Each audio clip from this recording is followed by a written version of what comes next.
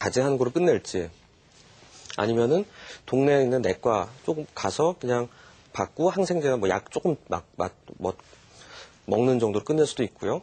또 경우에 따라서는 막 열이 막 39도씩 나고 숨쉬기도 힘들고 막 기침을 했는데 약간 피가 섞여 나온다든지 누런 고름이 나온다든지 이러면 큰일 났다. 좀 큰 병원에 가서 엑스레이도 찍어보고 경우에 따라 입원을 해야 될 때도 있는 거죠. 이렇게 여러분들은 질병 행동이라는 게 있는데 내 증상에 따라서 자각을 하고 보이는 것에 따라서 어디에서 어떤 도움을 받을지 알고 있습니다. 혼자 할 문제인지 어느 정도 가벼운 도움을 받을 건지 제대로 된 도움을 받을 건지. 근데 이 우울한 느낌에 대해서는 여러분들이 개념이 없는 것 같아요. 많은 분들이 그렇습니다. 자, 그럼 제가 오늘부터 말씀드릴 부분들은 우울증이 마음의 감기라고 하는데 이 마음의 감기 증상과 폐렴 증상을 구별하는 방법을 알려드리려고 하는 거예요. 폐렴인데 집에서 괜찮을 거 쉬면 나을 거 이런 거가 안 되는 거죠. 큰일 나죠. 결핵 증상인데 가만히 있으니까 남에게 폐가 되는 거. 신종플루 증상 최근에 막 있었잖아요. 신종플루가 분명한데 막 극장 돌아다니고 이러면 안 되잖아요. 마찬가지로 마음의 감기 증상이 일어날 수 있는 그냥 가벼운 감기 느낌과 폐렴 증상의 구별을 무엇으로 할 것인가에서 알아야 된다는 겁니다. 전 그 부분에 있어서 아주 쉬운 정의 하나를 내려드려요. 마음의 감기인 부분에서 이 우울한 느낌이 그냥 심리적인 부분이 있느냐 아니면 생리적인 변화가 오느냐를 보자는 겁니다. 즉 생리적인 변화라고 하는 거는 우리 몸의 생리, 기본적으로 돌아간 이치들이 있습니다. 몸에 생물학적 이치가 있는데요. 그 기본적인 것은 자는 거, 먹는 거, 성욕 이렇게 세 가지 생각해 볼 수 있어요. 특히 우리가 등 따시고 배부르면 장땡이라고 그러죠. 그러니까 일단 먹고 자는 게 괜찮으면 딱 좋은 거거든요. 그다음에 성적인 부분은 약간 부차적으로 생각을 하고요. 가장 기본적으로 그냥 우울한 느낌만 있을 때는 별 문제가 아니지만은 먹는 거, 자는 거와 관련된 것에 이상이 분명히 오기 시작합니다. 이럴 때는 뭔가 이상이 왔다고 봐야 돼요. 즉 잠이 너무 안 온다든지 아니면 너무 잠만 와요. 거꾸로. 아니면 식욕이 뚝 떨어져가지고 살이 한 2, 3kg 이상 빠졌어요. 지난 2, 3주 사이에.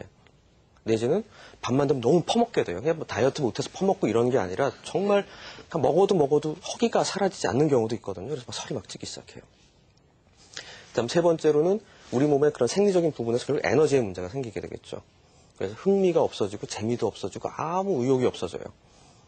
그러니까 내가 뭐 너무 힘들고 스트레스를 받아서 이런 게 아니라 어느 날 흔히 이렇게 얘기합니다. 내가 휴대폰인데 배터리가 다 닳아버린 것 같아요. 이렇게 얘기해요. 그래서 우리 밤에 잘 때 꽂아 놓잖아요. 그래서 아침에 나름 다 완전 충전이 돼서 배터리 눈금이 3개인데 나와가지고 통화 조금 했는데 반밖에 안 남았어 핸드폰이. 여러분 그때 확 불안해지죠. 그때는 빨리 집에 가고 싶죠. 아니면 전화 빨리 끊어 이렇게 수다 좀 떨고 싶은 친구여서 그렇게 되잖아요. 이렇듯이 나란 몸에 있는 에너지가 다 방전돼 버린 느낌이 들기 때문에 집중도 안 되고 의욕도 없고 나 이거 해야 되는데 하는데 해나갈 수가 없게 돼요. 전 같으면은 리포트를 쓰거나 집안일 기본적인 거 하는데 2시간이면 다 끝나던 게 4시간, 6시간 동안 멍 때리고 있는데 반도 못해요. 그러니까 내 몸의 효율성이 너무 떨어지게 되는 거죠. 늘어지게 되고요. 즉 이런 생리적인 변화들이 오게 되는 게 2주 이상 지속됩니다.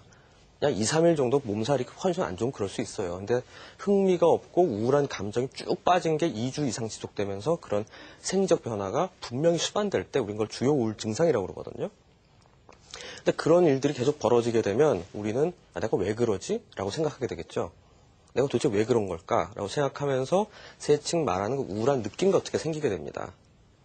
즉 나는 이제 아무것도 못해. 난 친구 만나도 얘들이 나 싫어할 거야. 이건 다 나 때문에 생기는 일이야. 이런 것들은. 내가 잘 못해서 그러는 거야. 그리고 앞으로 이 일은 계속 끝없이 갈 거고 이 모든 문제는 이 세상의 모든 문제는 나 때문에 생기는 거기 때문에 영원히 해결될 수 없어. 내가 어떻게 끝장을 봐야만 돼. 그러니까 난 죽는 게 나아. 까지 생각에 꼬리에 꼬리를 물면서 그런 세칭 우울함의 사고방식을 갖게 되죠.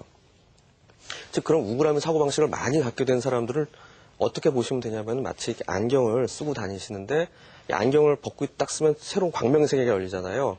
거꾸로 우리 여름에 선글라스 끼고 다니다가 실내로 딱 들어가면 어느 순간 되게 어두울 때 있죠. 모르고 선글라스 끼고 있는데 여기 왜 이렇게 어둡지? 할 때 있잖아요.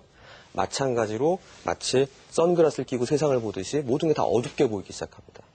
어둡고 재미없고 지루하고 해봤자 소용이 없고 다 나 때문에 모든 일이 다 안 풀리는 거 없고 우리 보통 머피의 법칙이라고 얘기하듯이 차가 막히면 다 나 때문에 그렇다는 생각이 들게 되는 거죠. 그렇기 때문에 그런 류의 문제까지 가게 됐을 때는 병원에 와야 된다는 거예요. 뭐 성적 리포트 C 받을 수도 있는 거고요. 애인이 떠나갈 수도 있는 거고요. 좀 힘들어질 수도 있어요. 하지만 다 그 정도 일이 있을 때 일주일 정도 뭐 술 먹을 수도 있고 잠수 탈 수도 있고 힘들 수도 있죠. 하지만은 그런 게 2주 이상 지속되면서 돌아오질 않는데 몸에 리듬이 돌아오지 않는 게 2주 이상 지속될 때는 생물학적인 부분이 생겼다. 내 생리적 변화가 깨졌다라고 생각해야 되기 때문에 쉬거나 그냥 좋은 얘기를 듣거나 좋은 책을 본다거나 친구와 술 한잔하면서 얘기하는 건 해결이 안 돼요. 즉 생리적 변화가 온 거는 생리적인 부분을 같이 풀어줘야 된다는 거죠. 그래서 경우에 따라서는 병원에서 전문적인 평가를 받아서 약물 치료를 하고 약을 먹고 다음 도움을 받을 필요가 있다는 겁니다.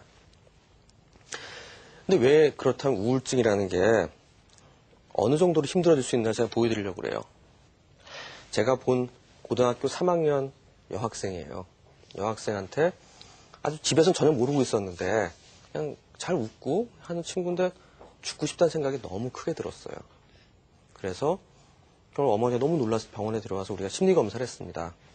그래서 보통 우리가 여러분들도 재미로 하는 것 중에 하나지만 사람 그려보고 이렇게 심리 테스트 같은 거 하잖아요. 남자를 그리라고 그랬어요. 근데 이 커다란 A4 용지에 요만하게 그렸어요. 이게 남자고요. 여자를 그려봐 그랬더니 여자가 이래요. 우리 보통 조증이 있다, 떠 있다 이런 사람들은 이 그림을 그걸 다 그려요. 그리고 막 장식도 그리고 난리도 아니거든요. 근데 이 친구는 요만하게 그렸어요. 그리고 눈, 코, 입도 없고 손발도 없고 어떻게 보면 자기를 드러내, 자기가 저렇게 초라하다고 느끼는 부분일지도 모르겠어요. 이게 뭐 같으세요? 나무예요.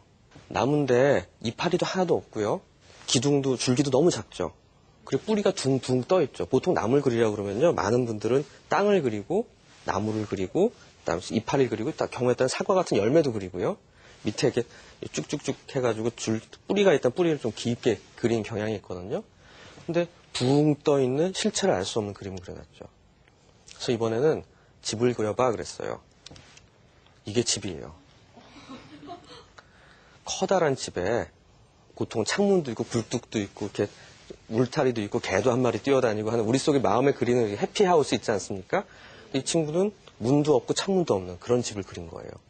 그러니까 그만큼 우울증에 걸리면 그냥 누구나 다 우울해질 수 있어라는 게 아니라 나라는 사람은 저렇게 작고 짜부라져 있는 그런 느낌을 갖고 있는 경우, 그리고 그게 알고 보면 꽤 오랫동안 갖고 있는 경우가 참 많습니다.